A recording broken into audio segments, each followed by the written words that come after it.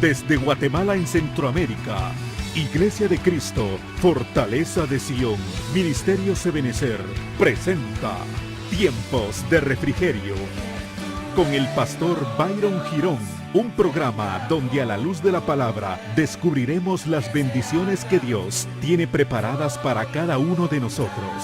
Esperamos que el consejo de la palabra sea de bendición para tu vida y para la de tu familia. Bienvenidos. Quiero arrancar con este versículo en Romanos capítulo 10, versículo 14, amado hermano. Dice, ¿cómo pues invocarán a aquel en el cual no han creído? ¿Y cómo creerán en aquel de quien no han oído? ¿Y cómo oirán sin haber quien les predique? ¿Y cómo predicarán si no fueren enviados? Como está escrito, cuán hermosos son los pies de los que anuncian la paz, de los que anuncian buenas nuevas, amado hermano. Y anoche estuvimos platicando acá, los que tuvimos la oportunidad de estar compartiendo en este precioso culto anoche familiar, que hay algo especial que se está gestando en el ambiente, amado hermano. Hay algo precioso de parte de Dios que se está dando en el entorno espiritual, porque déjeme decirle que nuestra redención se acerca, amado hermano. El acontecimiento, lo que está pasando en el mundo es algo que realmente está marcando muchas, amado hermano, de las situaciones que hoy por hoy se marcan. Estados Unidos, yo no me he cansado de decirle, el entorno apocalíptico está ya el fuego está caliente en esa estufa, el sartén ya está puesto, el aceite ya está echado, solo hace falta que le terminen de agregar ahí los condimentos. Pero hermano, dice la Biblia que cuando todas estas cosas sucedan, cuando se escuche acerca de las guerras y rumores de guerras, cuando se escuche acerca de las hambrunas, acerca de las pestes, dice la Biblia que nos preparemos porque nuestra redención se acerca. Para el mundo viene juicio, pero para usted y para mí, que ya no somos del mundo, para nosotros lo que viene es un tiempo de gozo y de regocijo, porque nuestro Señor está próximo en su segunda venida. Entonces, aunque el panorama económico vislumbre negativamente, aunque a veces las cosas se miren de un entorno diferente, déjeme decirle que Dios tiene ya planes preparados para cada uno de nosotros. Y hay una encomienda dada, amado hermano. Anoche platicamos un poquito, quiero dejarle nada más esto en su corazón. Hablamos de 4 voces que claman hoy por hoy, porque nosotros como iglesia de Dios, como pueblo de Dios, nos manifestemos como tales, como quienes somos. Y hablamos acerca de que la Biblia dice, amado hermano, en el libro de Marcos capítulo 16 versículo 14, finalmente se apareció a los 11 estando ellos sentados a la mesa y les reprochó su incredulidad y dureza de corazón, porque no habían creído a los que le habían visto resucitado. Y les dijo, oiga, primera instrucción de parte de Dios mismo: id por todo el mundo y predicar el evangelio a toda criatura. La primera voz que clama, no voy a entrar a desarrollar la prédica de anoche porque sería 1 hora. Entonces, la primera voz que clama, amado hermano, es la voz de Dios en esta mañana, que te dice, ve y predica por todo el mundo el evangelio a toda criatura. Eso es lo que dice Marcos capítulo 16 versículo 15, id por todo el mundo y predicad el evangelio. Entonces, la primera voz que se levanta, que el cristiano debiese de escuchar, es la voz de Dios. La voz que dice, id y predicad el evangelio. Y esa es una encomienda que no es exclusiva para los evangelistas, que no es exclusiva para los pastores, para los maestros, sino que esa es una instrucción que se le está dando al pueblo de Dios. Y déjame contarte, amado hermano, que pueblo de Dios eres tú y soy yo. Entonces, la primera voz que se levanta es la voz de Dios. La segunda voz que se levanta es la voz del Espíritu Santo, ya que Romanos capítulo 1 versículo 15 dice, así que en cuanto a mí, pronto estoy a anunciaros el evangelio también a vosotros que estáis en Roma. Perdónenme si leo un poquito rápido, pero esto es solamente la introducción, ¿verdad? Porque no me avergüenzo del evangelio, porque es poder de Dios. ¿Para qué? Para salvación a todo aquel que cree. Al judío primeramente y también al griego. Yo le decía anoche a los hermanos que ese mismo versículo, Romanos 1, 15 y 16, el versículo 16 en la versión Nácar Colunga, lee de la siguiente forma: porque el evangelizar, oiga, porque el evangelizar no es gloria para mí, sino necesidad. Ay de mí si no evangelizare. Y la versión Dios habla hoy todavía es un poquito más coqueta, más preciosa.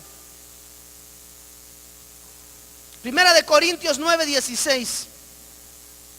Para mí no es motivo de orgullo anunciar el evangelio. O sea que el predicador que se sube al altar, hermano, o aquel que sube así ufanado, es que como yo no hay otro predicador, como yo no hay otro evangelista, dice Pablo que eso no debe de ser motivo de orgullo.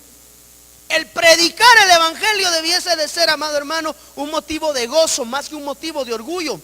Porque dice en la versión Dios habla hoy, Primera de Corintios 9, 16, para mí no es motivo de orgullo anunciar el evangelio, porque lo considero, mire lo que dice. ¿Alguien tiene la versión Dios habla hoy ahí? ¿Alguien usa la versión Dios habla hoy? ¿Qué dice tu versión Dios habla hoy? Primera de Corintios 9, 16. Para mí no es motivo de orgullo anunciar el evangelio, ¿sí? Porque lo considero una obligación ineludible.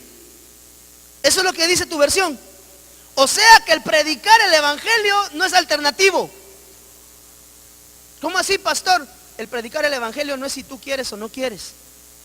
El predicar el evangelio para un hijo de Dios que está metido de veras con el Señor se convierte en una obligación ineludible. ¿Qué es ineludible? Que no se puede esquivar, que no se puede quitar, porque le es impuesta la necesidad de parte del Espíritu. Y mire, yo no entendía por qué el Señor hoy me hablaba de acerca de las 2 pescas milagrosas. ¿Cuántos saben que el Señor Jesús aparece en 2 pescas milagrosas diferentes, denotadas en los evangelios? Yo no entendía por qué el Señor hoy me hablaba acerca de la pesca milagrosa, pero aquí está la red. Y mire, hermano, me regaló un rema el Señor tan lindo hoy en la mañana, que yo, los hermanos que están aquí desde las 7 de la mañana miraban que yo entraba, me salía riendo, y los patojos se me quedaban viendo así con cara de, y de plano que le han de haber dejado un chequezote en el escritorio, ¿verdad? Era un rema de Dios, hermano, que jamás lo había visto yo, aunque lo había leído un montón de veces, y hoy lo quiero compartir con usted. Así que Primera de Corintios 9, 16, en la versión Dios habla hoy, dice que el predicar el evangelio es una obligación ineludible. Ay de mí si no lo anuncio, dice Pablo en la versión Dios habla hoy. Entonces, mire, hermano, como hijos de Dios tenemos una labor, tenemos una encomienda que no nos podemos quitar de encima, y es el predicar el evangelio a toda nación. Tú como hijo de Dios, yo como pastor, pues en el pastor se sobreentiende, ¿verdad? Pero nosotros como ovejas, cuando somos ovejas, debemos de entender que hay una obligación de parte de Dios. Yo me recuerdo que cuando me congregaba hace muchos años y era oveja, una vez al año se hacía una reunión específica que se le llamaba la noche del amigo. Y le decían, tenés un mes para trabajar. Mire cómo era la cosa, hace 18 años. Para trabajar a una familia completa, para guiarla, escogerla, inconversa. Y uno empezaba, mi abuelita, mi tío Pirulín y doña Chona, la de las tortillas, sí, también la que vende jugos en la esquina. Uno empezaba a pensar en medio mundo. O sea, escoja una familia y durante un mes trabájela, predíquele el evangelio. Obviamente el predicar el evangelio requiere testimonio. Eso lo hemos dicho 1.000.000 de veces, ¿verdad? Porque a causa del testimonio equivocado de algunos, muchos se van al mundo de regreso. ¿Cómo ha costado jalarlos? Y cuando ya miran cómo se comportan dentro de la iglesia, mejor nos vamos de regreso. Para ser evangélico cristiano como tú, mejor me quedo con todos los demás. El testimonio es clave en todo esto. Entonces, entendí yo que el predicar el evangelio es una necesidad que es impuesta. Es algo que debiese de ser mire, hermano, en el cristiano genuino de Dios es una necesidad impuesta. Si a ti no te ha nacido nunca predicar, del Señor. Ojo, porque hay algo raro ahí. No es normal. ¿Por qué? Porque cuando uno entiende que Dios envió a su Hijo único a morir por uno y murió en la cruz del Calvario para perdonar lo sucio que yo era, hermano, dice la Biblia, ¿cómo podremos callar tan grandes maravillas? Entonces, un cristiano que no predica de aquel Dios que redimió sus pecados, entiéndase que Jesús es Dios, que redimió sus pecados, y no tiene el anhelo y el deseo de predicarle esa palabra. Porque mire, hermano, cuando uno se gana, yo no sé si alguien de aquí se ha ganado alguna vez un carro de agencia a través de algún sorteo nadie. Un celular, solo cuando hacen las rifas en la iglesia. Pero mire, hermano, cuando uno yo me imagino que si uno recibiese el bingotón millonario, ¿verdad?, que sale ahí en la tele, Padre de la gloria, yo creo que usted se lo cuenta a todo el mundo: me gané la lotería, me gané la lotería, me gané la lotería. Y eso mismo debiese de existir en el corazón de aquel cristiano que entiende que a través de la muerte de Jesús en la cruz del Calvario fueron perdonados sus pecados y su alma fue librada del Seol y de la muerte eterna. Entonces nuestra obligación, nuestra condescendencia, la forma en la que debiésemos de procurar ser recíprocos con Dios, aunque déjeme decirle que ni la mejor, amado hermano, de nuestras obras es suficiente, porque dice la Biblia que lo mejor de nuestras obras Él los considera como trapo de inmundicia. Por más que hagamos, no podríamos pagar ese precio, pero lo menos que podemos hacer es servirle al Dios que amamos, por amor a que murió en una cruz por cada uno de nosotros. Entonces el cristiano de Dios, amado hermano, que entiende la dimensión de qué fue lo que se operó en la cruz del Calvario, hermano, tiene que brincar de la alegría de saber que su alma fue librada del Seol. Y esa es una verdad ineludible, amado hermano, porque dice la Biblia que aquel que le recibió y quien él cree, le fue dada la potestad de ser hecho hijo de Dios. El que no le recibe y cree en él, no les da esa potestad. Y entendemos que el único camino, porque la Biblia dice que el único camino de regreso al Padre es a través de su Hijo Jesús, amado hermano. Nadie va a poder estar en el cielo. Por eso yo le he dicho en más de alguna oportunidad, toda esa mentira que dice que todas las religiones llevan, es que yo no sé si usted alguna vez ha encontrado con alguien que le ha dicho: ¿tú de qué religión eres? Pues yo soy cristiano. No es una religión, es una forma de vida, gloria a Dios. Y yo soy, pero mira, le dicen, no hay problema, si todas las religiones llevan al mismo Dios. Yo no sé si alguna vez usted ha escuchado eso, que alguien se acerca con usted: no, pero si todas las religiones llevan al mismo Dios, Dios es uno, sí, y todas llevan al mismo. No es lo que la Biblia dice, porque la Biblia dice que el único camino no es a través de Buda, hermano, perdón, no es a través de Mashimón, sin atacar a ninguna religión, pero yo le puedo predicar lo que sé y lo que Dios me revela a través de la palabra. Y hasta donde yo entiendo, la Biblia dice que el único camino de regreso al Padre se llama Cristo Jesús. No hay otro. Entonces cuando se acercan, no, pero si nosotros le oramos al mismo Dios, no sé a cuál Dios tú le oras. Porque ciertamente Jonás, cuando estaba metido ahí en la barca y lo iban a echar, todos los que iban en una misma barca no le oraban al mismo Dios, cada uno le oraba a su Dios. Le dijeron: ay, Jonásito, ¿por qué no le orás mejor vos a tu Dios? Porque los de nosotros no nos oyen, ni modo si no tienen orejas ni tienen oídos. Eso se llama ecumenismo. Yo se lo he dicho, hermano, hay que tener cuidado. A veces los motivantes de algunas personas en su humanismo es buena. Oremos por Guatemala, Yo se lo he dicho, oremos por Guatemala, gloria a Dios. No es malo orar por Guatemala. El problema es si se va a juntar usted con el brujo de allá del Boca del Monte, y se va a juntar con el señor que carga aquí cuellito blanco, y de pronto aparece uno que tiene tacuche de color naranja, y de perdida aparece el hermano. La barca, yo le voy a predicar acerca de la barca del ecumenismo. Palabrita. ¿Verdad? Y hay que tener cuidado. El único camino, verdad y vida, Cristo Jesús. A Él sea la gloria, a Él sea el honor, la alabanza por los siglos de los siglos, amado hermano. Entonces mire, yo en todas estas locuras preciosas que Dios nos pone, amado hermano, me encontré, y seguramente algunos de ustedes que estudian la palabra conocen acerca de las 2 pescas milagrosas en las cuales intervino el Señor Jesús. La primera pesca milagrosa, amado hermano, déjeme decirle que está descrita, voy a arrancar de atrás para adelante.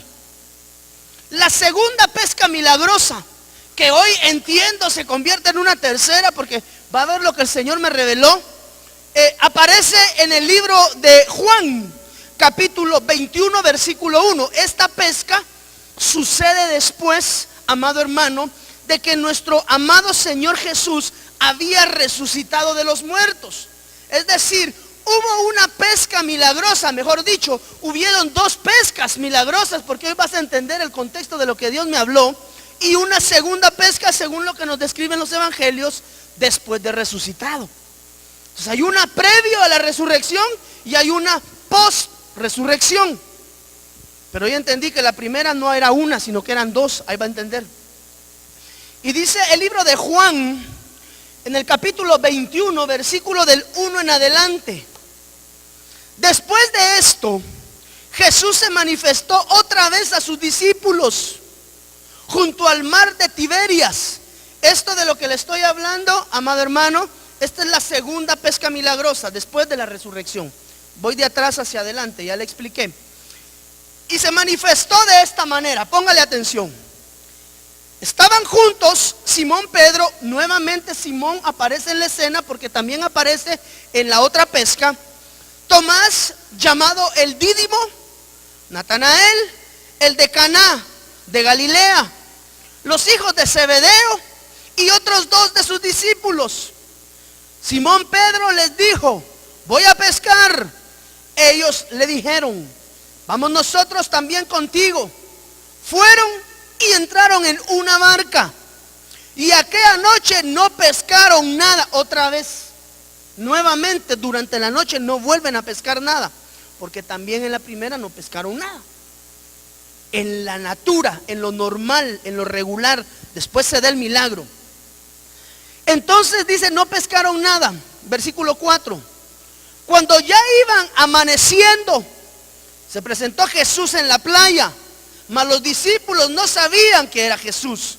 Y les dijo: hijitos, ¿tenéis algo de cuscún? Y le respondieron: no. Él les dijo: echad la red a la derecha de la barca y hallaréis. Entonces la echaron y ya no la podían sacar por la gran cantidad de peces. Entonces aquel discípulo a quien Jesús amaba dijo a Pedro: es el Señor.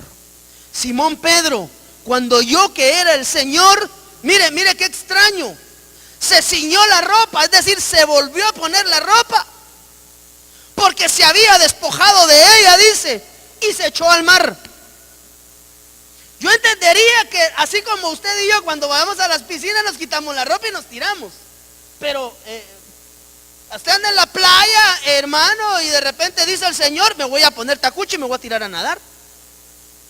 Eso es lo que está diciendo ahí. Cuando Pedro, después de que se había despojado, o sea que se había descubierto, por eso es que no había pescado nada. O sea que para pescar hay que andar cubierto.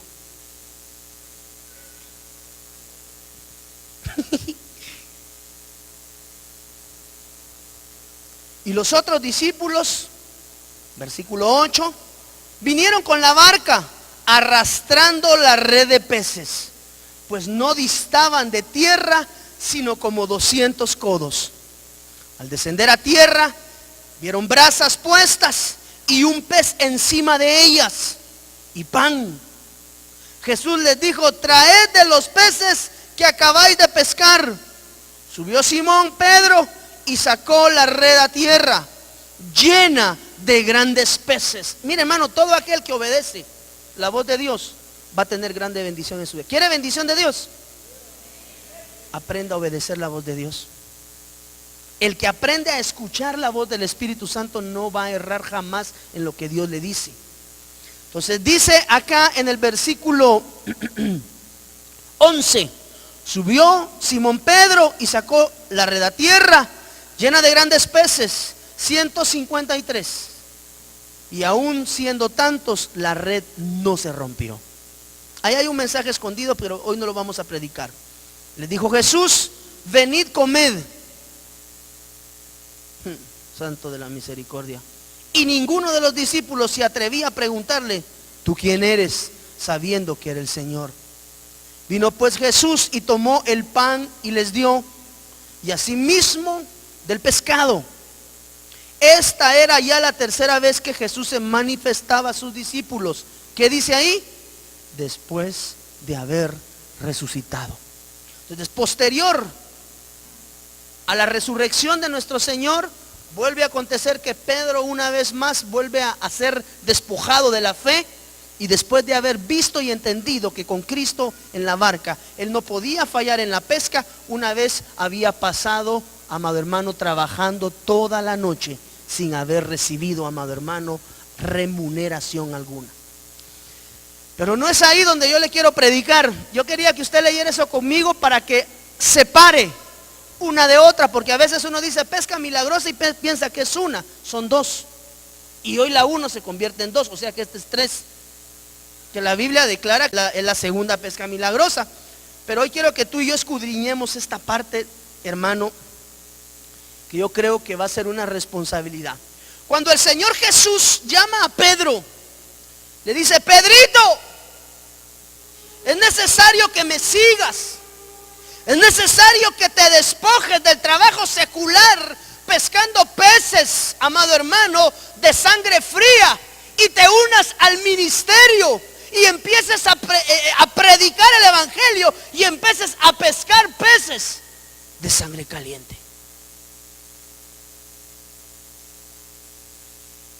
Y hermano, el mejor ejemplo lo constituye nuestro amado Señor Jesús. Y quiero que usted, en el nombre de Jesús, en esta mañana se goce conmigo. Dice Lucas capítulo 5 versículo 1, amado hermano. Cuando lo tenga me dice amén.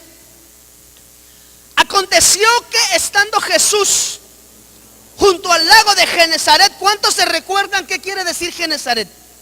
Esto ya lo hemos predicado en más de alguna oportunidad. ¿Quién se recuerda? Que me levante la mano. ¿Perdón? Inicio de la santidad, dice la hermana.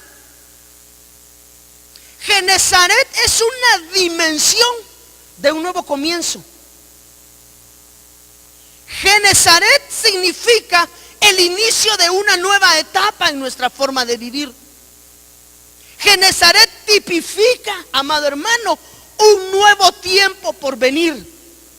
Y yo espero en el nombre del Señor Jesús que muchos de los que estemos acá discernamos en el espíritu y en el ambiente que vienen Genesaret espirituales para muchos de esta iglesia.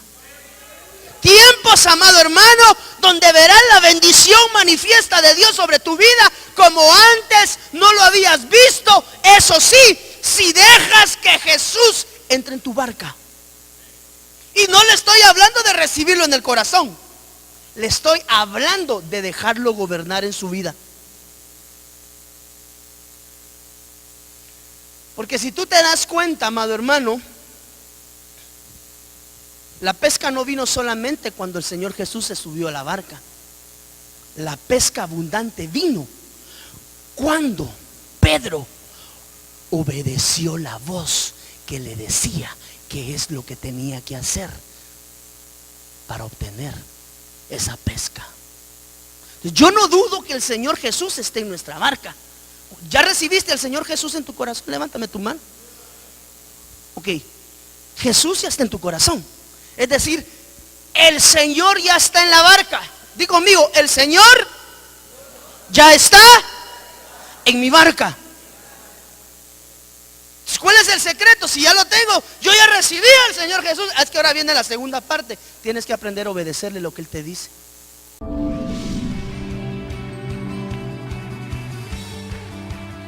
Ministerios Ebenecer te invita a sus reuniones. Los días miércoles a partir de las 9 de la mañana, culto de damas.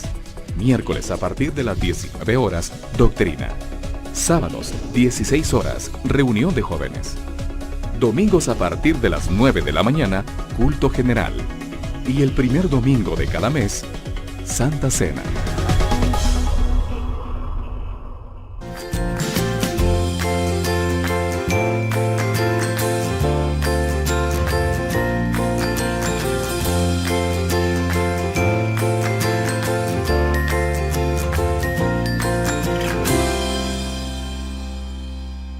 Yo te pregunto, ¿has aprendido a obedecer la voz de Dios en tu vida? Así, chilerín, nice. Porque yo no dudo que como pueblo de Dios, como hijo de Dios, cuando tú levantaste tu mano y dijiste, yo recibo al Señor Jesús en mi corazón, yo no dudo que el Señor se haya subido a tu barca. La situación es, ya estás permitiendo o estás haciendo lo que el Señor te está mandando a través de la palabra de Dios. Hay caos en la familia. Hay que leer la Biblia, a ver qué dice. Quiero ver cómo dice pues la Biblia, pastor, que yo debo de tratar a mi esposo. La Biblia dice, léalo. Mire, pastor, pero fíjese que yo trabajo, yo soy agente de aduanas. Trabajo allá en la aduana del puerto de San José. Y ahí hay unos señores que me están diciendo que si les dejo pasar el carro, me van a reconocer un poquito. ¿Qué dice la Biblia? Mire, hermano, ser cristiano es una responsabilidad muy grande. Si los muchachitos que están en la universidad andan haciendo averías en la universidad y aquí en el altar están predicando o están tocando o están danzando, y en la universidad se comportan diferente, quiere decir que aunque tienen a Jesús en la barca, Jesús no está gobernando. Entonces el secreto en el milagro, hermano, en la operatividad del milagro en tu vida es que aprendas a obedecer la voz del Señor. Aquel Señor que te dice, hijo, te amo, pero necesito que te esfuerces, que seas valiente, que no temas, que no desmayes, que aprendas a ser fiel, que le seas fiel a tu esposa, que le seas fiel a tu pastor. Y usted infiel a su esposa, infiel al pastor. ¿Está Jesús en el corazón? Sí. ¿Estás obedeciéndole? No. ¿Y usted cree que así va a pescar milagros de Dios en su vida? Como ministro, amado hermano, debemos de entender, y usted y yo como oveja, debemos de entender que lo importante en la ejecución del milagro de la pesca es la obediencia a lo que Dios diga. Y desafortunadamente a veces nos cuesta, eso es lo que más nos cuesta, obedecer.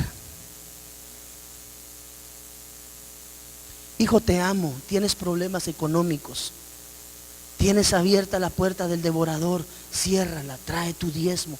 Mire, hermano, usted sabe que mi corazón es limpio con eso, se lo he dicho 1,000,000 de veces. Pero es la única, pastor, ¿y qué hago? No me alcanza el dinero. ¿Diezmas? No, por eso. ¿Qué más respuesta le puedo dar? No me puedo inventar una de Mickey Mouse.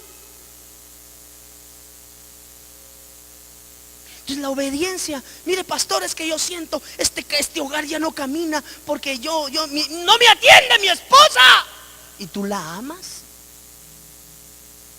y la tratas como vaso más frágil. Ahí sí no me meto, pastor. La Biblia.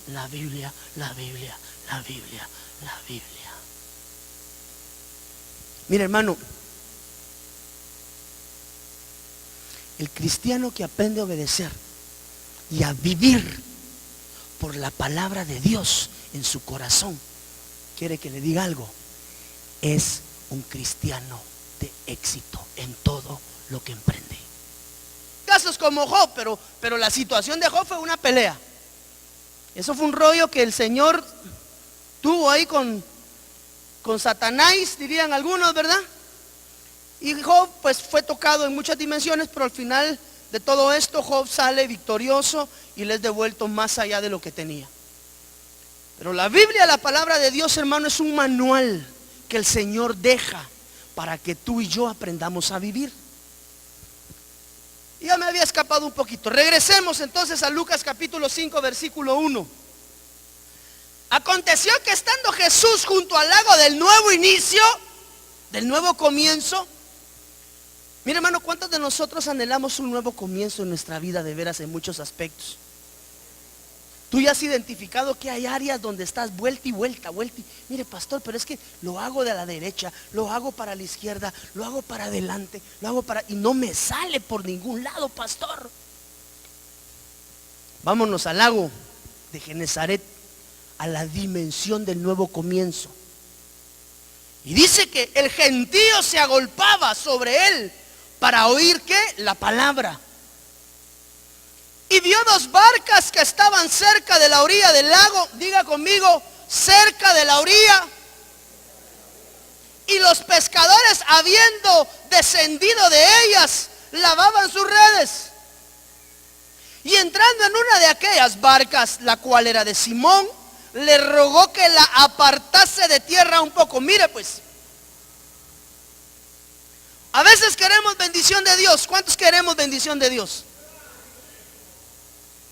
Pero el Señor te da un consejo. Fíjate, Freddy, lo primero que el Señor hace y el consejo que le da a todo hijo, a todo creyente, amado hermano, para que pueda ser un captador de la bendición, que pueda ser parte del milagro, de algo milagroso, lo primero que el Señor le dice: mira, papadito, te tenés que alejar de la orilla.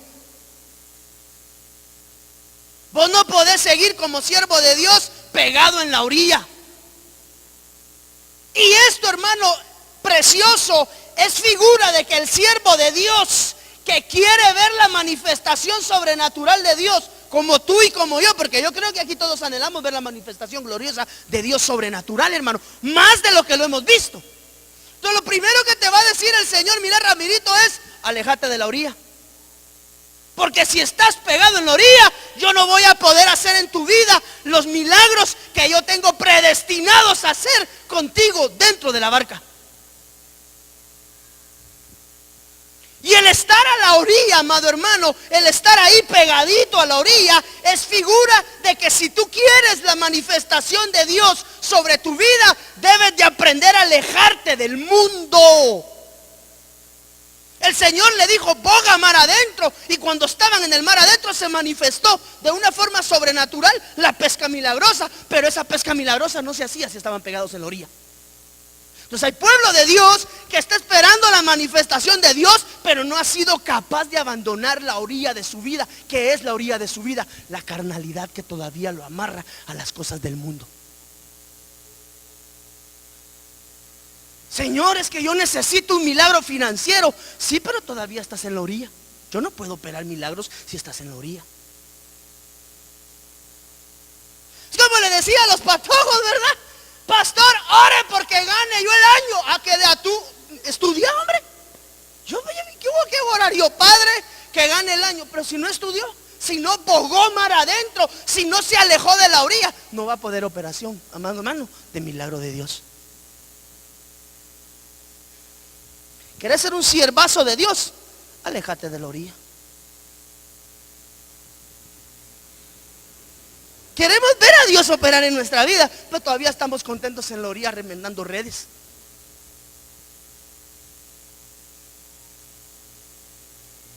Dígale al hermano que está ahí a la par suya: en la orilla no vas a ver peces.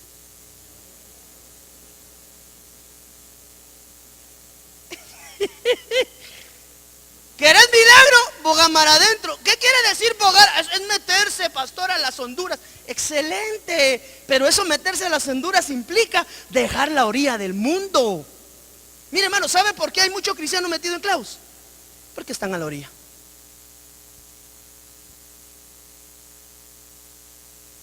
Quieren ver la sobrenaturalidad de Dios, pero son capaces de despojarse de la orilla de su vida. Dios te dice, mira, ¿cuántos ya hablamos el domingo pasado, creo que fue? O antepasado, no me acuerdo. ¿Cuántos hemos recibido palabra de bendición donde Dios nos dice, yo te voy a bendecir? Palabra profética de Dios. Levante su mano, por favor. ¿A cuántos de los que levantamos nuestra mano no hemos visto todavía cumplir esa palabra en nuestra vida? Levante su mano así sin pena. Pregunta, no es aseveración. ¿No será que estás todavía a la orilla del lago? Y necesitas meterte a la profundidad de la palabra, que es figura del agua. Pregunta, ¿verdad? Considérelo.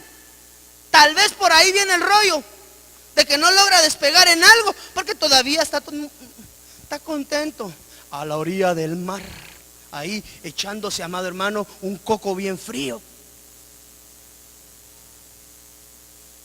Pero es que el Señor me dijo que yo soy un siervo, un predicador, que yo soy un pastor. Ah, excelente, qué lindo. Y ya empezó a pagar el precio de pastor. Dice la Biblia que el que anhela obispado, buena cosa anhela. O sea que eso es bueno. Pero hay requisitos. Y en esta mañana, si queremos pesca milagrosa, ¿qué hay que hacer, hermana Manuela? Orar y clamar al Señor. Y despegarse de la orilla.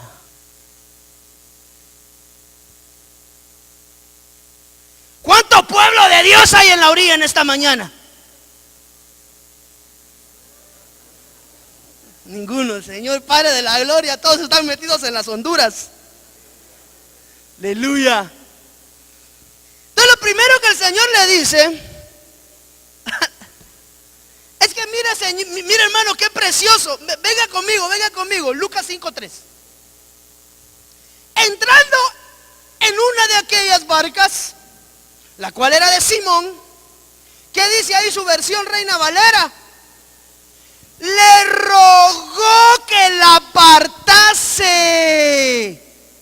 de la tierra un poco. ¿Sabes qué te dice el Señor hoy? Por favor, hijo, por favor, mamaita, papaito, abandonar las cosas del mundo.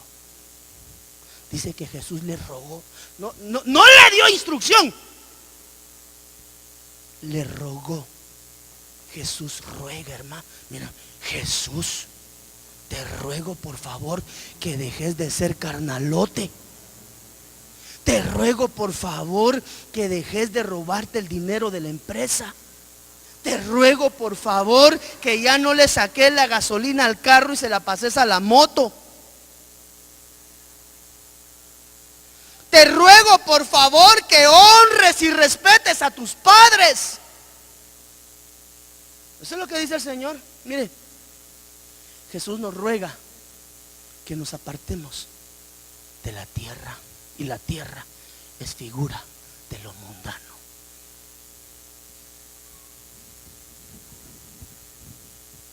Pegados a lo mundano, no vamos a ver milagros.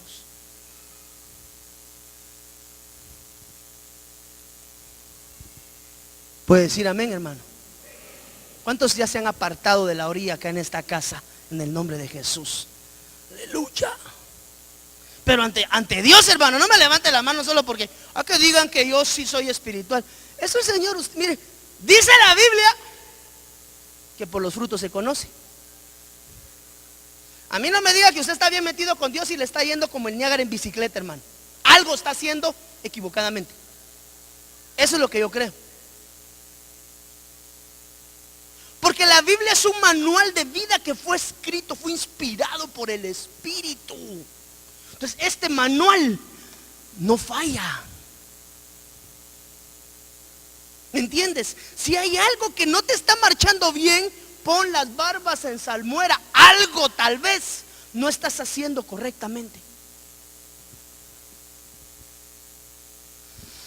Ay, pero ese no es el rema. Espérese, ya vamos a llegar. Entonces Jesús ruega, hermano, por favor aparta de tierra un poco. Y dice que sentándose enseñaba desde la barca a la multitud.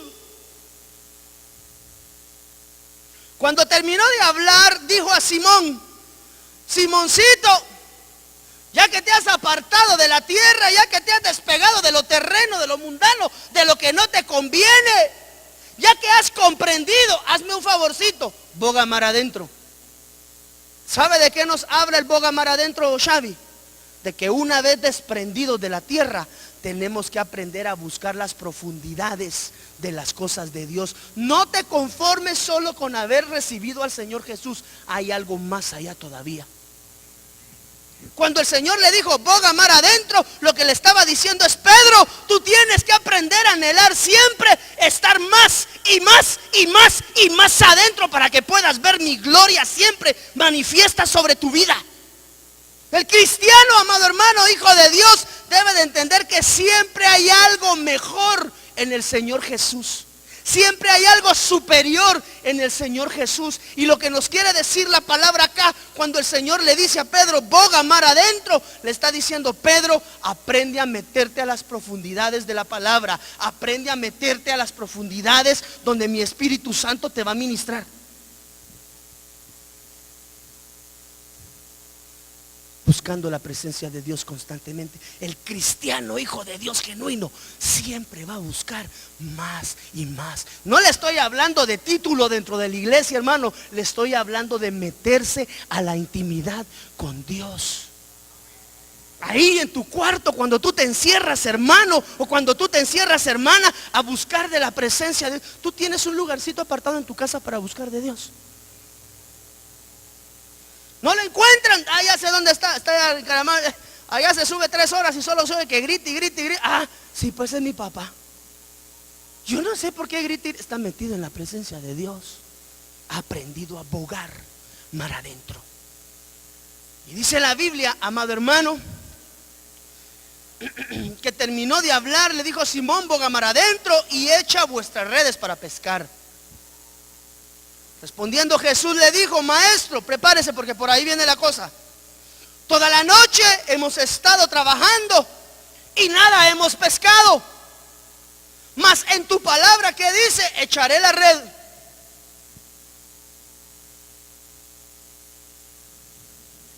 Mire, hermano, quiere que le diga algo. Que la pesca milagrosa no se gestó en el mar. Y habiéndolo hecho, encerraron gran cantidad de peces y su red se rompía. ¿Dónde estaban ahí? Bogando, ya estaban en el mar dentro, pero ahí no fue la pesca milagrosa. Porque mire, hermano, y habiendo hecho, encerraron gran cantidad de peces y su red se rompía. Ponle atención, Luisito. Entonces hicieron señas a los compañeros que estaban en la otra barca para que viniesen a ayudarles. Y vinieron, dice la Biblia, y llenaron ambas barcas de tal manera que se hundían. Viendo esto, Simón Pedro cayó de rodillas ante el Señor Jesús. Póngale atención, diciendo: apártate de mí, Señor.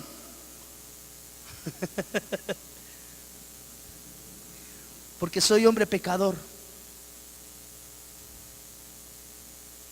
Porque por la pesca que habían hecho, el temor se había apoderado de él. Y todos los que estaban con él, y asimismo de Jacobo y Juan, hijo de Zebedeo, póngale atención, que eran compañeros de Simón. Pero Jesús dijo a Simón: no temas, desde ahora serás pescador de hombres. Versículo 11. Y cuando trajeron a tierra las barcas, dejando todo, lo siguieron.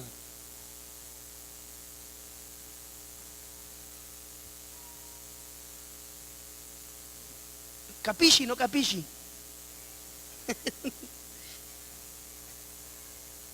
Ay, es que esta red ha de estar muy grande. Vamos a ver cómo está. ¿Quién me ayuda aquí? Vos, agárrame la red. Yo sí sé tirar red, por cierto, fíjese, hermano. Cuando me ganaba la vida allá en el puerto de San José, allá con la chalupa y la niña la pinta y una Santa María.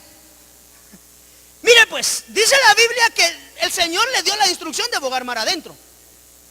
Y Pedro obedeció la voz del Señor y tiró. Y vino gran número de peces. Pero la promesa de Dios, ojo, la promesa de Dios hacia Pedro no era que lo iba a hacer grande empresario.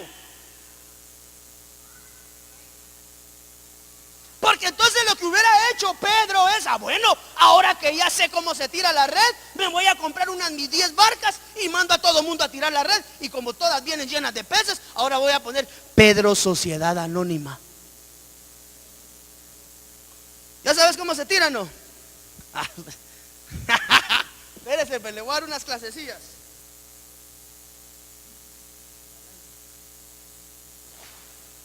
Solo que ya una vez que no esté enredada. Entonces el Señor no le dijo a Pedro, porque mire, hermano, perdóneme, ojo lo que le voy a decir. Si usted tiene una situación financiera, mira pues Edwin, si tú tienes una situación financiera, pero tienes promesa de ministerio de Dios, y vos decís, bueno, yo a cada contenedor que traigo de muebles le gano 1000 quetzales. Pero el Señor me dijo que no trajera ahora un contenedor, me dijo que trajera 10 contenedores. Y ahora que tengo los 10 contenedores aquí de muebles, resulta que no le gano 100 a cada mueble, sino que ahora le voy a ganar 10,000 a cada mueble. Entonces, puchis, esto está fabuloso, hermano Maxito. Pedro se hubiera anonadado. Mire, ¿cuánta plata hubiese podido sacar Pedro después de haber traído 2 barcas atoradas de pez? Pedro hubiera dicho, yo ya la hice, ahora soy próspero. Miren, por eso la doctrina de la prosperidad no es de Dios. Ojo lo que le estoy diciendo, y esto sí se lo puedo decir ante los ojos de Dios. La doctrina de la prosperidad no es de Dios. Porque si Pedro se hubiera ido por la doctrina de la prosperidad, hubiera entendido que ya con Jesús en la barca, lo único que tenía que hacer es comprar más barcas para hacerse millonario. Pedro probó el beneficio de la bendición de haberse encontrado con un Jesús que le dijo cómo podía recibir de él. Pero el milagro no se operó en el gran número de peces que trajo. Esa no fue la pesca milagrosa, ese fue un milagro del Señor Jesús. La pesca milagrosa se operó en el momento en el cual ellos entendieron que el que estaba con ellos era el que proveía, y ellos no estaban atrás de la provisión de Dios, sino que estaban, amado hermano, buscando al que hacía el milagro. ¿Usted sabe dónde fue el milagro? ¿Sabe dónde fue el milagro? Cuando ellos entendieron quién les había provisto, y ellos se convirtieron en los peces de sangre caliente, el cual el Señor Jesús había atraído a su presencia. El milagro no fue en los peces de sangre fría, sino en los peces de sangre caliente, que dejaron abandonado todo y siguieron al Cristo de la gloria. Entonces la pesca no se hizo en el mar, la pesca el Señor la hizo en la orilla, amado hermano. Cuando estos hombres entendieron que el que les estaba dando la sobrenaturalidad era Jesús, ellos no se abrumaron por la prosperidad que le vino a Pedro. Por eso yo le puedo decir que la doctrina de la prosperidad no es de Dios. ¿Por qué? ¿Por qué dice usted, pastor? ¿Acaso yo tengo que ser pobre? No es eso lo que le estoy diciendo. Porque la Biblia dice, amado, yo deseo que tú seas prosperado y que tengas, ¿qué? Salud. Pero ¿Cómo prospera tu alma? La doctrina de la prosperidad, amado hermano, está enmarcado en que tú tienes que acercarte a Dios, porque Dios te va a bendecir, porque Dios te va a dar dinero, porque Dios te va a dar casa, carros, sueldos, puntos. La doctrina de la prosperidad está centrada en recibir, Dios me tiene que dar. Dios me tiene que sacar de esta pobreza. Dios me tiene que sacar de este problema. Dios me tiene que dar. Él me prometió. Tú tienes que ser próspero o no. Tú tienes que ser próspero. Tú tienes que ser próspero. Tú tienes que ser próspero. Perdóneme, póngale pausa. Y entonces, ¿cuándo pensarán primeramente darle adoración a Dios, para que Dios después, en esa reciprocidad, conforme su alma va creciendo, sean bendecidos? Perdóneme. ¿En qué se centra la doctrina de la prosperidad? En que Dios me va a dar, en que Dios me va a hacer próspero, en que Dios me tiene que proveer, en que yo soy el hijo de un rey, y entonces como rey el Señor me tiene que dar, y me tiene que dar, y me tiene que dar, y me tiene que dar. Y póngale pausa. Dice la Biblia que Él busca adoradores que le adoren, no que le pidan. Ahora el pastor, entonces, ¿dónde nos deja parados esto? Sencillo: aprenda a adorar, que su alma sea prosperada, y entonces le llega la añadidura. Dios te bendiga. Te saluda el pastor Byron Girón, de Iglesia de Cristo, Fortaleza de Sion. Y en esta oportunidad quiero llegar hasta tu hogar para extenderte una cordial invitación a nuestros servicios generales. Si no tienes casa donde congregarte, te invitamos a que seas parte de Iglesia de Cristo, Fortaleza de Sion, Ministerio Ebenecer. Abajo aparece la dirección y todos nuestros generales para que te puedas poner en contacto con nosotros. Bendiciones abundantes, te esperamos en casa. Abrazos. Desde Guatemala en Centroamérica, Iglesia de Cristo, Fortaleza de Sion, Ministerio Ebenecer, presentó Tiempos de Refrigerio. Esperamos que el consejo de la palabra haya sido de bendición para tu vida y la de tu familia. Para ponerte en contacto con nuestro ministerio, escríbenos o llámanos. Donde tú estás, fluye salvación. Quiero más de ti. Hasta la próxima.